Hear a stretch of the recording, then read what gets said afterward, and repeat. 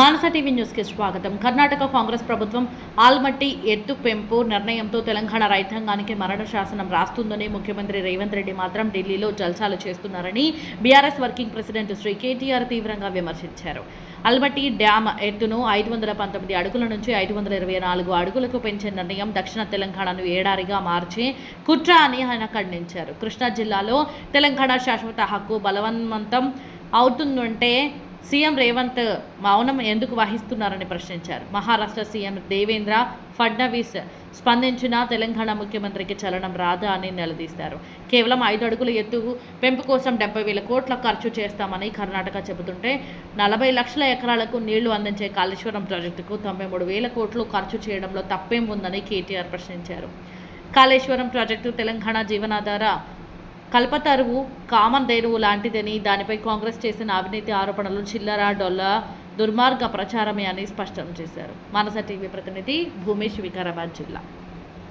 కర్ణాటక ప్రభుత్వం ఏదైతే ఒక నిర్ణయం తీసుకొని 519 అడుగుల నుంచి 524 అడుగులకి ఆల్మట్టి డ్యామ్ ఎత్తు పెంచాలనే ప్రయత్నం చేస్తున్నదో ఇది తెలంగాణ ప్రజల ప్రయోజనాలకు, తెలంగాణ ముఖ్యంగా మహబూబ్ నగర్, నల్లగొండ, ఖమ్మం, అదేవిధంగా రంగారెడ్డి జిల్లా ప్రజలందరికీ కూడా ఇది ఒక దారుణాతి దారుణమైన నిర్ణయంగా పరిణమిస్తుంది. ముఖ్యంగా మన రైతులకు కానీ, ఈ ప్రాంత ప్రజలకు కానీ కృష్ణా జలాల్లో మనకు శాశ్వతంగా మన హక్కులకు గండిగొట్టే ఒక ప్రయత్నం కర్ణాటక ప్రభుత్వం చేస్తూ ఉన్నది.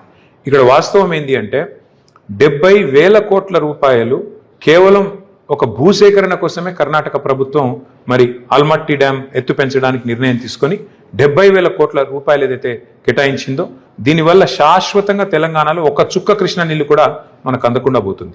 ఇవాళ కర్ణాటకలో ఉన్నది కాంగ్రెస్ ప్రభుత్వం, తెలంగాణలో ఉన్నది కాంగ్రెస్ ప్రభుత్వం. కానీ ఇప్పటి వరకు మన తెలంగాణ ప్రభుత్వానికి కనీసం సోయి కూడా లేదు, ఆలోచన కూడా లేదు.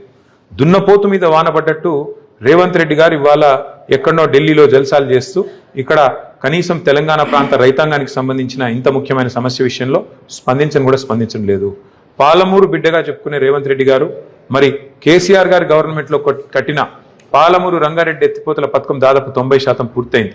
ఇవాళ అక్కడ నీళ్లు లేకపోతే, పైనుంచి నీళ్లు రాకపోతే మనకి ఎక్కడి నుంచి ఆ పాలమూరు రంగారెడ్డి ఎత్తిపోతల పథకం ఫలవంతమవుతుంది? మీరు గొప్పగా పెట్టుకున్న నారాయణపేట కొడంగల్ ఎత్తిపోతల పథకంలో కూడా జూరాలకే నీరు రాకపోతే మీకు ఎక్కడి నుంచి నీళ్లు వస్తాయి? కాబట్టి ఇకనైనా కళ్ళు తెరవండి, మొద్దు నిద్ర వీడండి, వెంటనే స్పందించండి, కోర్టుకు పోండి. లేదంటే బీఆర్ఎస్ పార్టీ తప్పకుండా ఈ ప్రాంత ప్రజలు మహబూబ్నగర్ కావచ్చు, నల్లగొండ కావచ్చు, ఖమ్మం కావచ్చు, రంగారెడ్డి కావచ్చు, వారందరి తరపున పోరాటానికి నడుం బిగిస్తుంది. అట్లాగే ఇవాళ తెలంగాణలోని మా అన్నదమ్ములతో కూడా నా విజ్ఞప్తి, నా ప్రార్థన, ఒక్క ప్రాజెక్టు ఆల్మట్టి దానిలో 5 ఫీట్ల ఎత్తు పెంచితే ఇవాళ 70,000 కోట్ల ఖర్చు వస్తుందని చెప్పి కర్ణాటకలోని కాంగ్రెస్ ప్రభుత్వం చెప్తున్నది.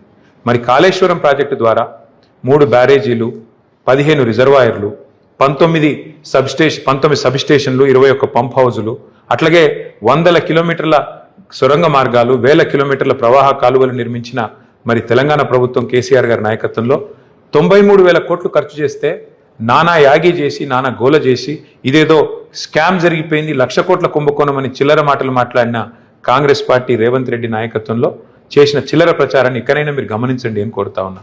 ఒక బృహత్తరమైన పని చేయాలంటే వాళ్ళ కర్ణాటక ప్రభుత్వం 70,000 కోట్లు కేవలం భూసేకరణకి ఖర్చు పెడతా ఉన్నది.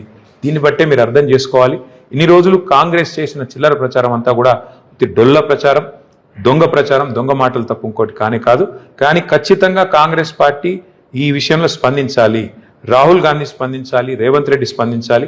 వెంటనే మేల్కొని ఇక్కడ మరి వారు స్పందించి కర్ణాటకను ఆపకపోతే న్యాయ పోరాటము తప్పదు, ప్రజా పోరాటము తప్పదు. దానికి బీఆర్ఎస్ పార్టీ నాయకత్వం వహిస్తుందని చెప్పి మళ్ళొకసారి నేను విజ్ఞప్తి చేస్తాను.